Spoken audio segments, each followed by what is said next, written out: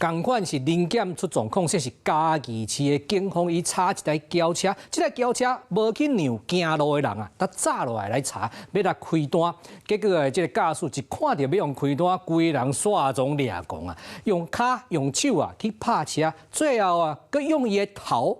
启动伊车的后斗，官员讲，哇，这哪会遮激动安尼？较紧的来得动起来啦。结果一看才知影，伊原来较早就是时常违规，早就去用驾照去用没收啊。即马佮出这站呢，即马罚6万，含伊的车牌拢爱来扣起来。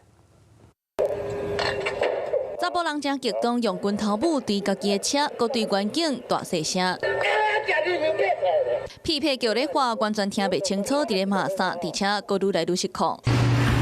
用头去弄家己的车后斗，哪拍哪动，佮哪滑，不甲家己弄卡软啊，环境佮伊直甲阻挡。事发伫咧昨暗时6点30分，嘉义市成林街。用头去撞他的车尾巴。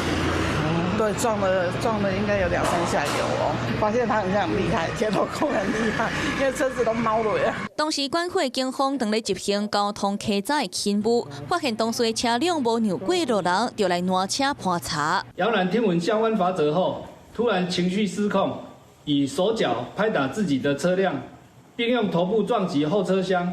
幸好员警及时制止。67岁姚姓查甫人因为不满互开单，就情绪失控，更因为之前有真侪届交通违规罚款拢无纳，就互吊驾照。若即届连车牌嘛互扣留，搁会互开单，上悬6万块罚款。